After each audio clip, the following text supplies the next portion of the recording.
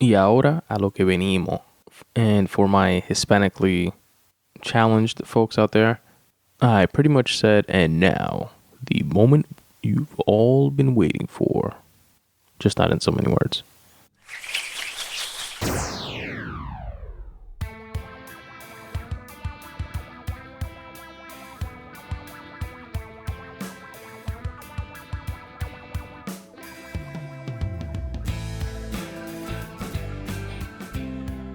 What up, folks? What's going on? Welcome to the Spun Today Podcast, the only podcast that is anchored in writing, but unlimited in scope.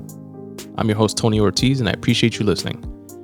This is episode 218 of the Spun Today Podcast, and in this episode, I share my writing stats from May through September of 2022. That's how long it's been since I put out one of these free writing session episodes. So apologies to my fellow writers and listeners who appreciate these episodes, which are more writing heavy or writing focused. But yeah, and spoiler alert, it's been fucking atrocious. I've had such a horrible run in terms of my personal writing goals and stuff like that, falling way short for someone who thrives on and seeks structure. I'm doing a shit job of structuring my own shit.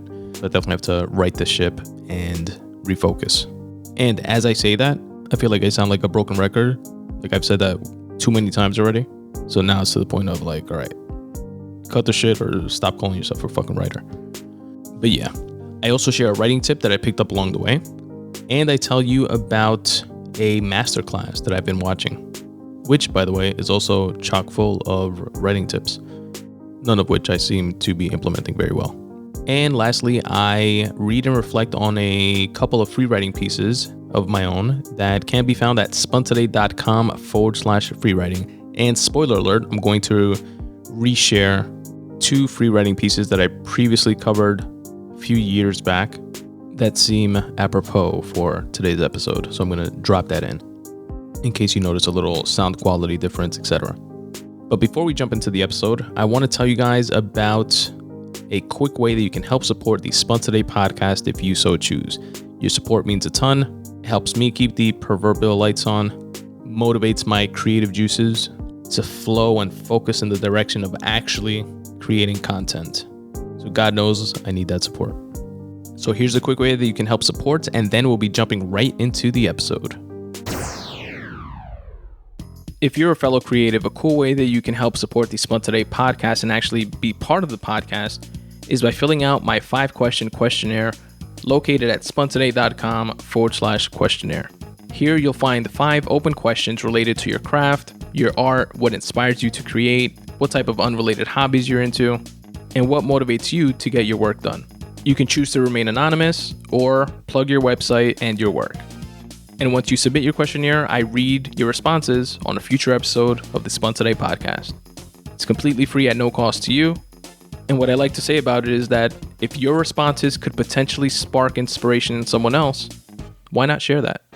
spuntoday.com/questionnaire. Here are my writing stats. And brace yourselves, because it starts off bad, gets a little bit better, and then falls off a fucking cliff to like worse than ever, I think. And consistently worse than ever for a few months there at the end. But here we go.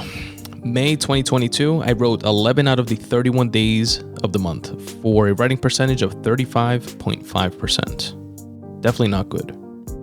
In June of 2022, I wrote 14 out of the 30 days of the month for a writing percentage of 46.7%, trying to redeem myself.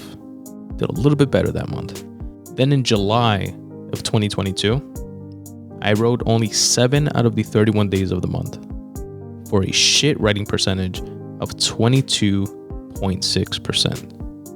And then in August of 2022, in a feat of absolutely disgusting, less than mediocrity, I again wrote only 7 out of the 31 days of the month for a writing percentage of 22.6%. Then, this past month, in September of 2022, just when you thought it couldn't get any worse, I didn't even track my writing for the month. But I have a slight asterisk on that one, I guess in a cheap attempt to show face here. I was on vacation for a couple of those weeks to DR, which you can hear about in the previous episode 217 of the Spun Today Podcast. Or on my Instagram, if you want to just listen to individual chunks and pieces of the show, you can find that on my Instagram at Spun Today, or my YouTube channel, which is chock full of Spun Today clips. But yeah, very bad, horrible, atrocious writing streak that I've been on. And I want to say that I've been doing a little bit better during October, but don't want to count my chickens before they hatch. And that, folks, was a recap of my writing stats for May, June, July, August, and September of 2022. The writing tip that I want to share with you folks today comes from a book that I've been reading, which I'll do a full, book review / breakdown of once I actually finish it, like I normally do. But I just recently started it. It's not done, so I'm not going to get into all that just yet. But I did pull out this tip to help drive a point home for myself, and that I thought was definitely worth sharing as well. The book is called The Writing Life by Annie Dillard. And I just recently heard of this book on a podcast, and I can't remember which one. I think it was when Louis C.K. was on Rogan, I think, but I'm not positive, because I feel like I would have remembered that for sure. And like throughout the day, I listened to like on YouTube a bunch of different like clips from different podcasts and stuff like that in the background while I work. And this was one of those, either from a clip or an actual episode that I was listening to. This was from that. And when I heard it, I was like, oh shit, I never heard of that book before. And I obviously enjoyed books on writing, like On Writing by Stephen King, and The War of Art by Stephen Pressfield, etc. Bird by Bird by Anne Lamott, all of which I've spoken about ad nauseum on this podcast. So when I heard this one, gave it a quick Goog and ordered it right away on Amazon and started reading it recently. Anywho, Annie Dillard also won the Pulitzer Prize for a different book that she wrote called Pilgrim at Tinker Creek. And she won the Pulitzer Prize for that book in 1975 for general nonfiction. Anyway, the writing tip that I'm going to share with you guys today comes from another book, again called The Writing Life. And it's about the idea of a line of words for a writer being the writer's tool, similar to a hammer for a carpenter or a paintbrush for a painter, etc. And here's what she had to say about that. The line of words is a hammer. You hammer against the walls of your house. You tap the walls lightly everywhere. After giving many years attention to these things, you know what to listen for. Some of the walls are bearing walls. They have to stay, or everything will fall down. Other walls can go with impunity. You can hear the difference. Unfortunately, it is often a bearing wall that has to go. It cannot be helped. There's only one solution, which appalls you. But there it is. Knock it out. Duck. And this definitely rang true for me, as I'm sure it does for others. When you write something that you kind of like bias towards, you like it, you kind of like patting yourself on the back a bit, thinking you're hot shit or something. And then as you continue working on that novel or short story or that writing piece, you realize that sentence or that paragraph from page 10 that you fell enamored with in the beginning no longer really fits in your story. You may have even thought that someone someday would take those words, would take that excerpt and share it on a podcast of their own as a writing tip or a dope takeaway or a great line of dialogue. But alas, you are at the point where you realize, fuck, it doesn't fit. And you either have to try to rebend and shape all of the story you've written after that works, to try to fit that line or piece of dialogue or paragraph that you initially fell in love with, or get on with it and do what you know needs to be done and knock down that bearing wall and duck. And similar to that concept in comedy, which I know I've also said this before on the podcast, so apologies if you're hearing it again, that concept within stand-up comedy that I hear of a lot, of killing your darlings, having a closer, the bit that you end your show with that kills, and getting rid of everything before then and making that your opener. And the idea is to, you knock all your entire act down, but you build up from that high point and you elevate the rest of your show, the rest of your act by doing it that way. And it's a similar concept here with the type of writing that Annie Dillard is speaking to. Something that I like that she went on to say, like in another paragraph, still speaking about the same concept, but she says, you must demolish the work to start over. And you can save some of the sentences like bricks. And that's a cool concept. I know I've done this a bit where I'll take a bit that I cut out a bit. I'll take a line of dialogue or a paragraph or a piece, a chunk, whatever that I write within a story that I like, either like the phraseology of it, I like the pacing of it, the tone, I like something of it, but I know it no longer works in that story, and I'll cut it out and I'll put it in like a folder within Scrivener, which is the writing tool that I use mostly. A folder in there of cutouts, of stuff that I cut out from the story that I don't necessarily want to, junk or throw in the trash. Something that I might want to revisit later to maybe inject it somewhere else within throughout the story or within the story, or to use it in something else altogether, or to help guide me and, write dialogue similar to this for another story. And I definitely liken that to Miss Dillard's feedback there of saving some of those sentences similar to bricks, similar to the bricks you would use to build up a house. Save a sentence or paragraph or two and use those to create another story. And I thought that was dope advice. And once again, folks, that is coming from The Writing Life by Annie Dillard. And I will link to the book in the episode notes in case any of you guys or gals want to check it out.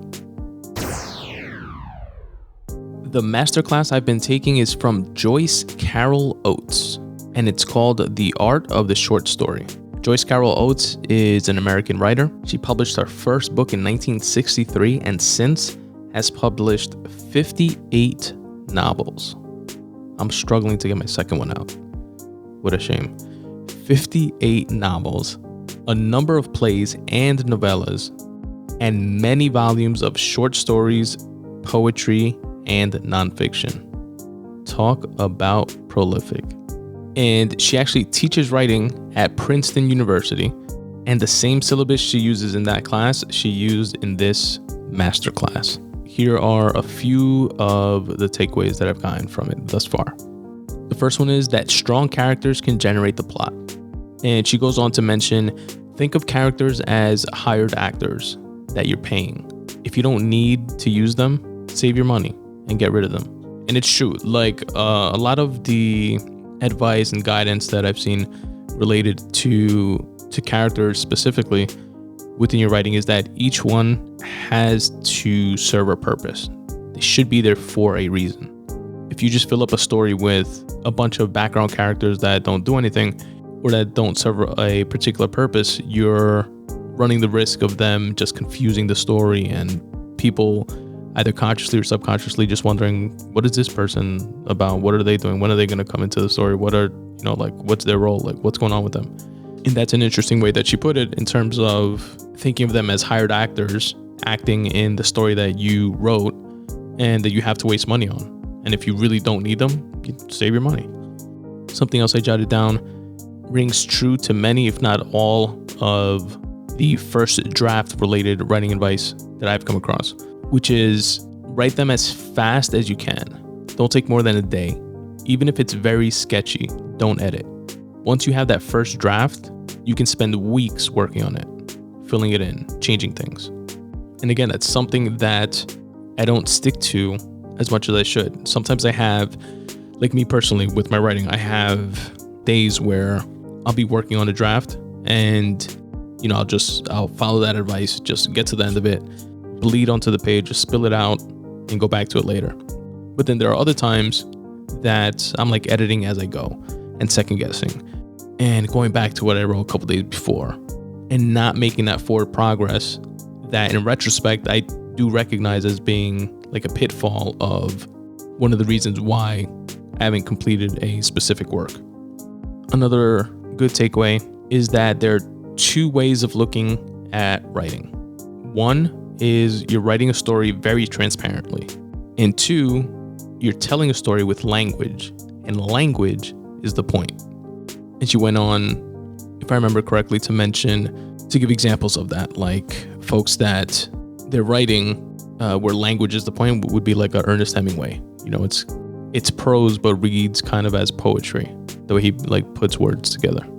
And on the flip side, writing very transparently, she used the example of George Orwell, where his prose were very clean, direct and to the point.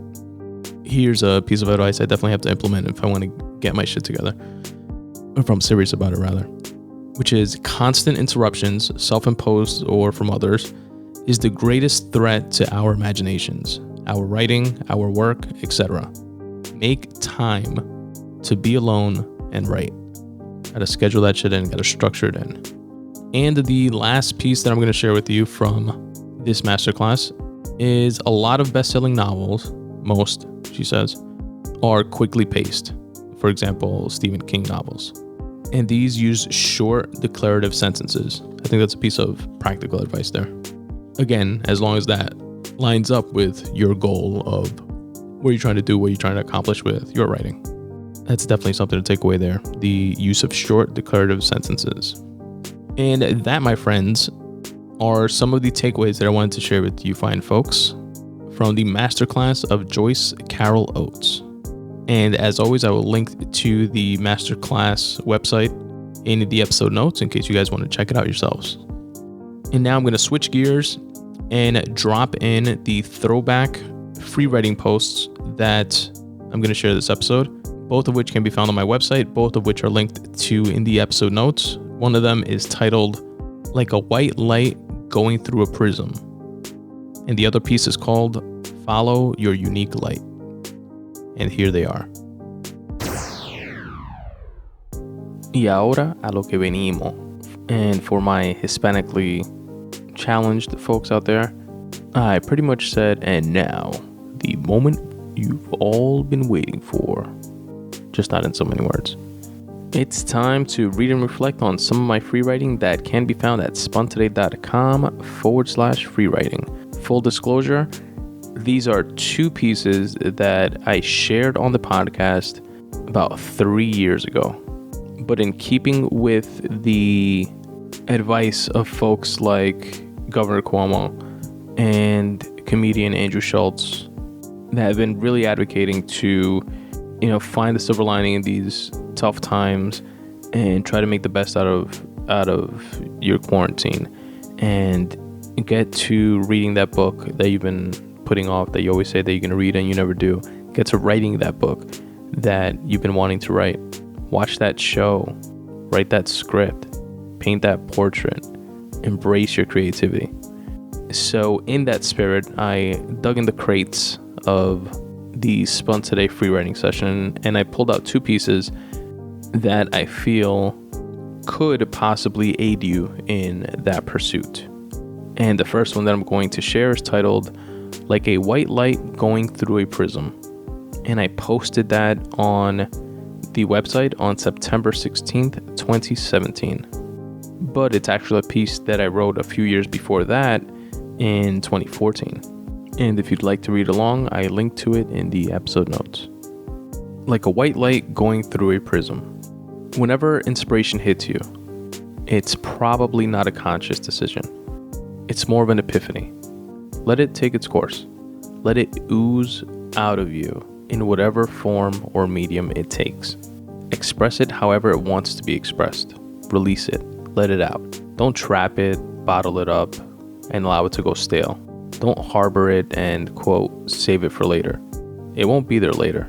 At least not in the same way that it was. And the best part, it's infinite, ever expanding. You couldn't waste it if you tried. Ride its wave and elevate yourself, and possibly even others for doing so. How great of a plus is that? So whether it's a song, a quote, a book, a line in a movie, an instrumental solo, a laugh, in anything that gives you a momentary glimpse into the self-perpetuating purity that is inspiration, embrace it and run with it. Because although the stream can't be wasted, the moment can be. Like a white light going through a prism and coming out of the other side as an array of different colors. Allow it not only to enter you in that unexpected form, but also allow it to come out of you, expressed in its intended form. And I wrote that on Sunday, February 16th, 2014 at 12:02 p.m. A lot of what comes out in these free writing sessions for me is a flow state, a stream of consciousness, a pen to paper and write whatever comes to mind. And when I do that, it's cathartic, as I've shared on the podcast time and time again. It helps detangle things in your mind.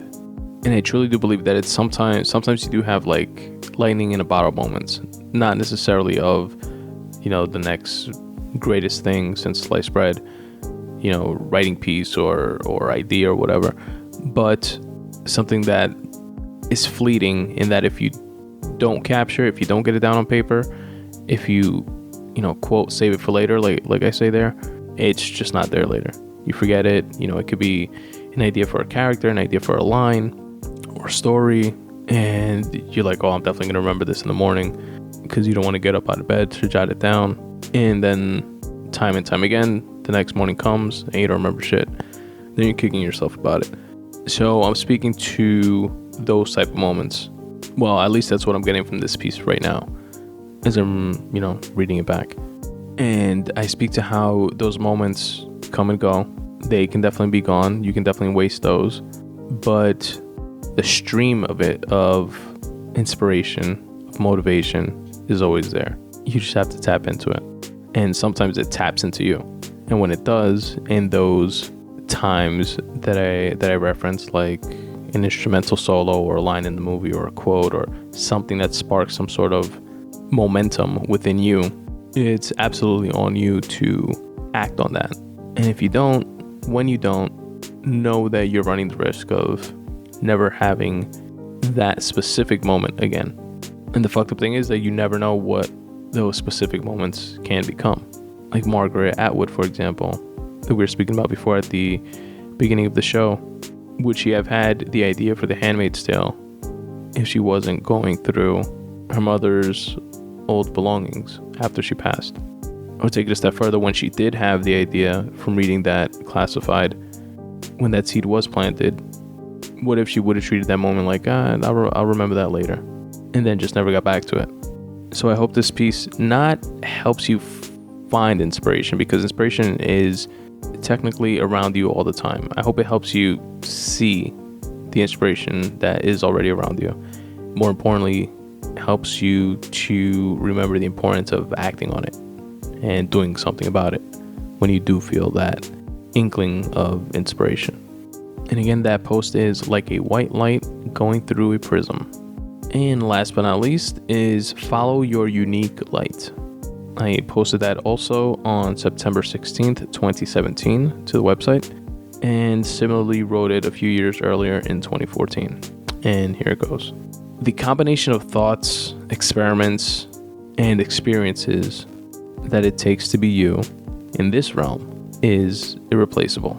To allow fear and insecurity to blanket the innate selfishness that is not expressing yourself is a disservice to your evolution as a person and to your influence on the evolution of others. How dare you take that cowardly route?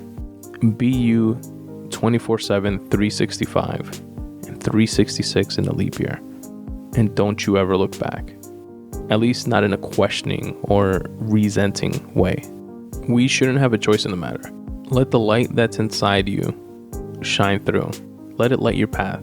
The path that is only walkable by you. It's okay to find yourself and figure things out by going through different experiences in life. But it's not okay to find solace and comfort in one of those experiences and pigeonhole yourself into it because of a sense of security among all else.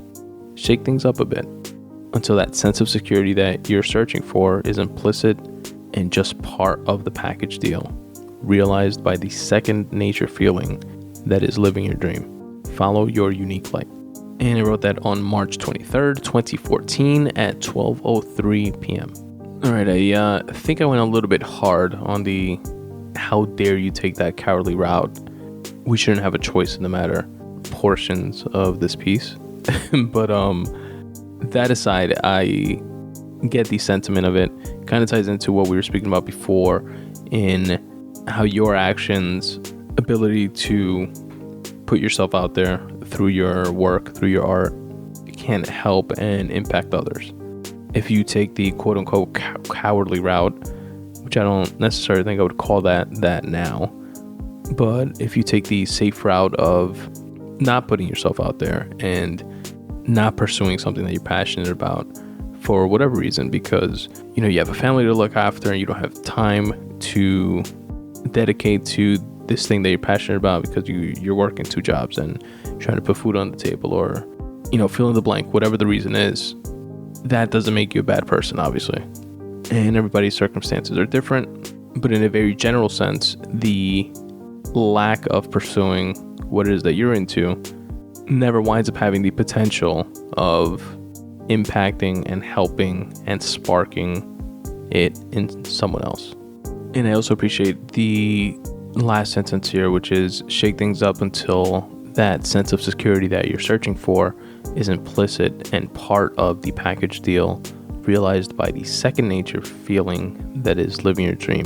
Meaning that sense of security that oftentimes can turn into a false security because you're, technically assuming somebody else's risk.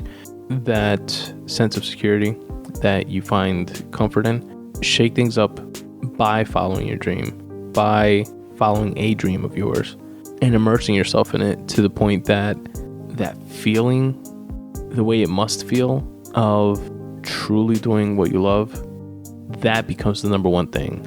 And the whole security and safety piece of it just winds up being part of that package deal. It just winds up being part of that experience because you are putting the living your dream on such a high pedestal and loving it and being fascinated with it and working at it and making it work to the point that the security comes with it eventually. Or at least that's how I envision things eventually becoming once you guys share and subscribe to the Spun Today Podcast, share with all your friends and family, and purchase tons of my books to also share with your friends and families for their birthdays and Christmas and all that good stuff. So that I can turn this part-time hobby into a full-time hobby one day, right? And that, folks, was episode 218 of the Spun Today Podcast. I appreciate the hell out of each and every one of you for listening. I was definitely due for one of these free writing session episodes, and I hope you all enjoyed it as much as I enjoyed putting it together for you. To show your support for the Spun Today Podcast, you can do so in a myriad of ways, all of which I'm going to drop in right now for you fine folks to pick and choose which ways you'd like to help support. And I really appreciate it. Until next time, peace. What's up, folks? Tony here. I hope you're enjoying this podcast as much as I enjoy producing it for you. Here are a few quick ways you can help support this show. You can support the Spun Today Podcast by going to spuntoday.com/support. There, you'll find my merch section, where you can cop the iconic Podcasts vs. Anybody t-shirt in a wide variety of different colors and all different sizes.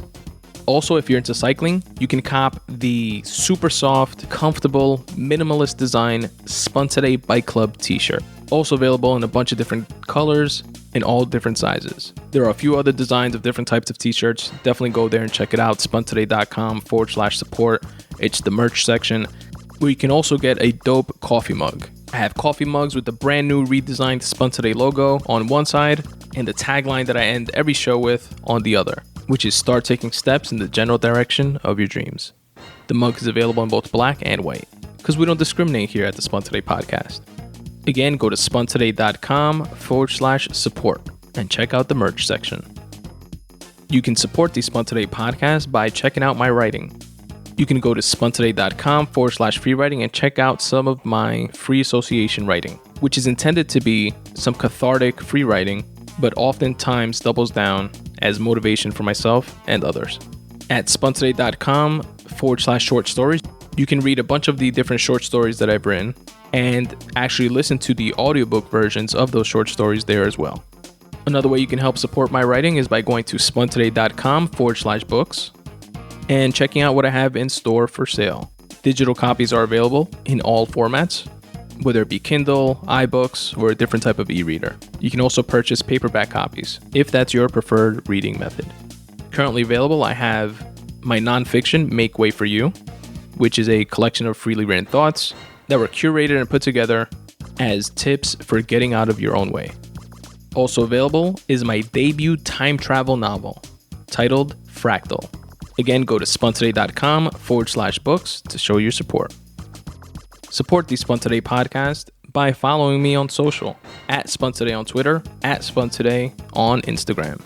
Please also check out and like my Facebook page, facebook.com/Spun Today, and subscribe to my YouTube page as well. On my YouTube page, not only will you get these full-length episodes, but you'll also get to check out some chopped up clips and bonus content. To get to my YouTube page, just search Spun Today on YouTube or click on any of the YouTube icons on the footer of my website. Also, don't forget to rate and review this podcast wherever it is that you're listening. It really does help. The Spun Today newsletter is available to each and every one of my listeners absolutely for free. All you have to do is go to spuntoday.com/subscribe and drop in your email address. What I'm going to do is brighten up everybody's least favorite day of the week by delivering 5 curated things within my weekly newsletter every Monday at noon. You're going to receive a photo of the week, a recommended podcast of the week. I listen to tons of podcasts from an array of varied interests.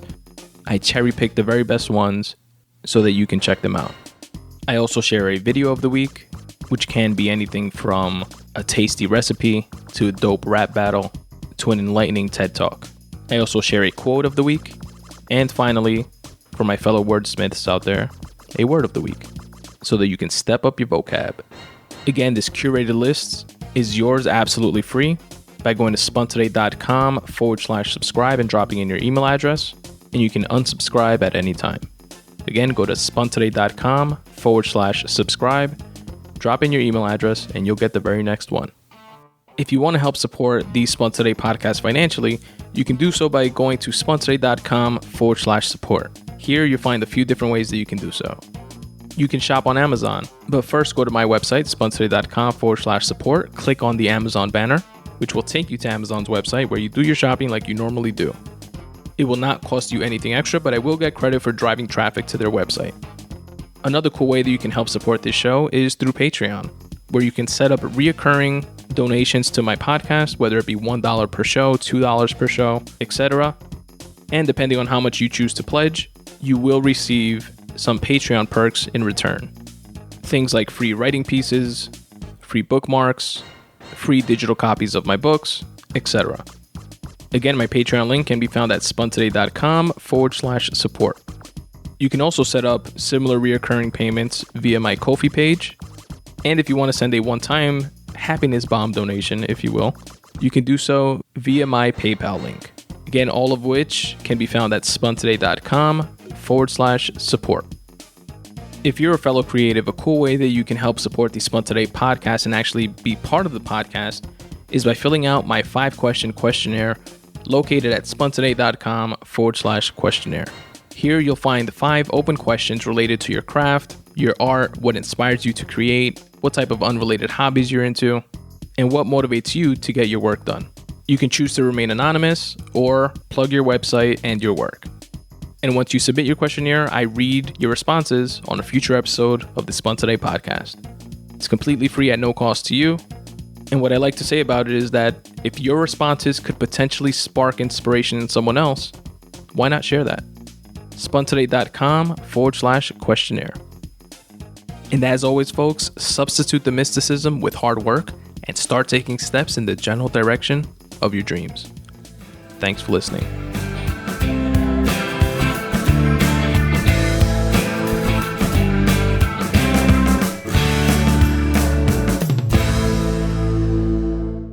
I love you, Aiden. I love you, Daddy.